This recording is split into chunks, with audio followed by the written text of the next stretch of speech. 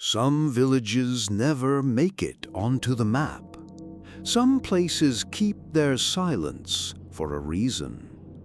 Tonight, we travel to Greyford, a place where every midnight toll is more than a sound. It is a choice. And once the bell speaks your name, there is no silence deep enough to hide you. I arrived in Greyford on a gray afternoon, suitcase dragging through puddles, train smoke still clinging to my coat. The village looked harmless, rows of stone cottages leaning into one another, hedgerows clipped with pride, the hills rolling green beyond. But even from the station platform, I saw the church, Saint Margaret's. Its crooked bell tower slanted like an old man with bad posture.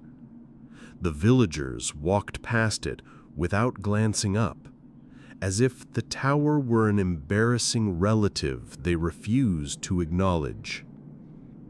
I rented a cottage 3 lanes down from the churchyard, the key stuck in the door as though the lock disliked strangers.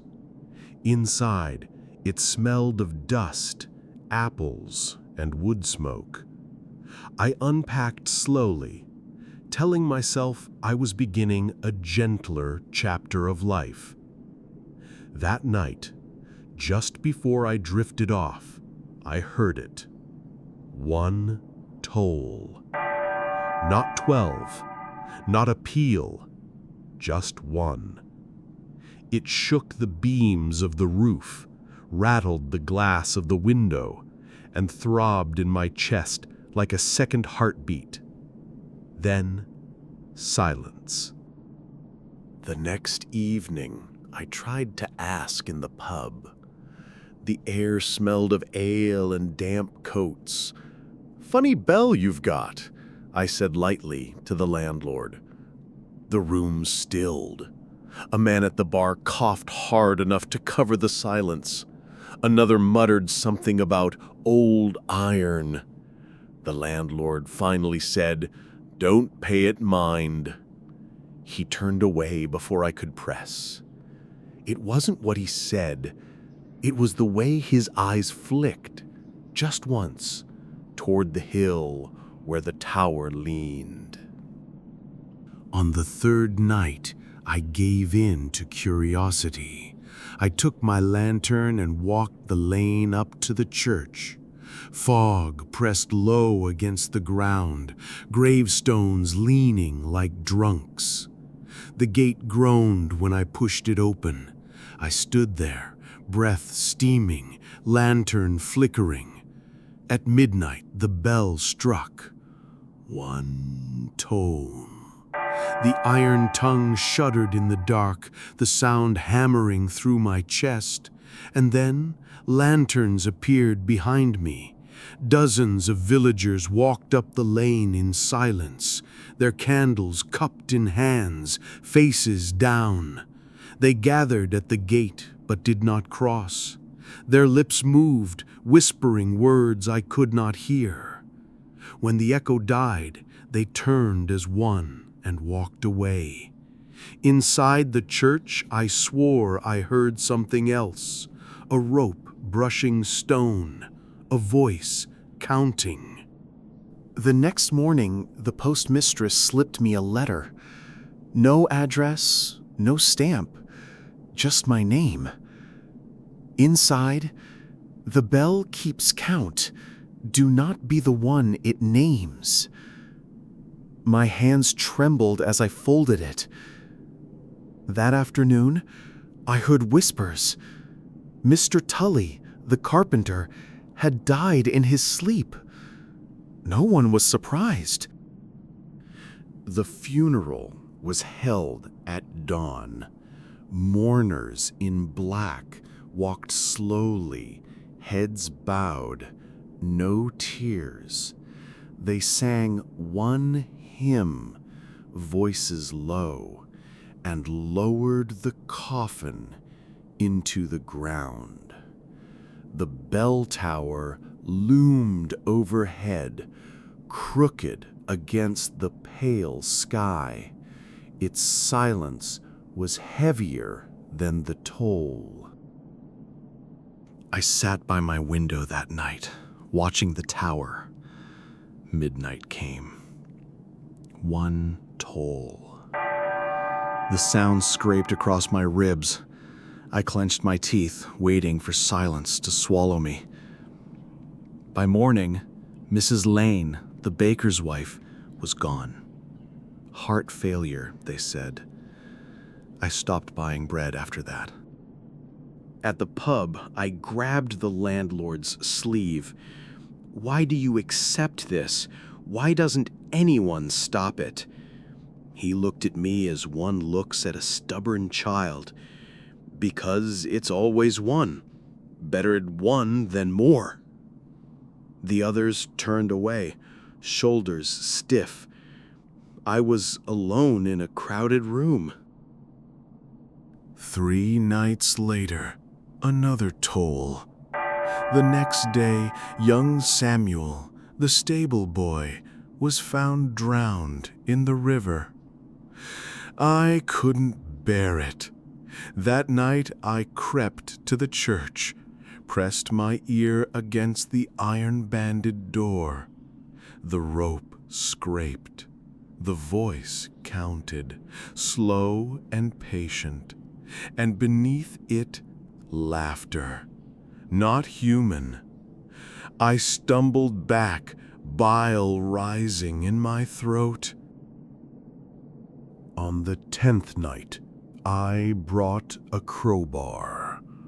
The villagers gathered at the gate as always, candles flickering. No one stopped me. They only lowered their eyes, as though ashamed. The crowbar screamed against the latch. The lock broke. The door swung open. Inside was rot and silence. Cobwebs draped the pews. Candles melted into long dead wax. My lantern shook in my hand. Above, the tower stairs curled into darkness. The counting voice seeped down like water. I climbed. Each step groaned. Shadows swelled. My heartbeat fell into rhythm with the counting. Swish, count, swish, count. By the time I reached the belfry, my lantern flame trembled as if it, too, feared the height. The bell hung enormous above me, iron blackened by centuries, and in the corners they stood, dozens of pale silhouettes, thin as smoke, faces blurred, features erased. Their heads bowed, lips moving in silence. When I stepped forward, one lifted its head. Its face was a mask of mist. The counting stopped. The rope twitched once. Then every pale mouth opened and spoke my name. I ran down the steps, scraping my hands bloody on stone. The bell tolled once, chasing me like thunder. When I burst out of the churchyard, the villagers were waiting at the gate. Mrs. Keene, the postmistress, shook her head slowly. You shouldn't have gone inside. Their pity cut deeper than any anger. The next morning, no one had died. For the first time, the toll had claimed no villager. But their eyes on me told the truth. It had claimed me instead. That night, the air in my cottage froze. Shadows stretched long and heavy. Pale figures stood in the corners, their misted faces turned toward me, lips opening in silence. The bell struck once, but this time the sound was inside my chest, rattling my bones. At midnight, every candle in Greyford went out. The villagers bowed their heads as one. The bell swung in silence. In the final darkness, I saw the bell. Vast, ancient, its iron mouth gleaming faintly with the reflection of firelight before it died. And then my name, whispered in every corner of the village. No silence deep enough could hide me now.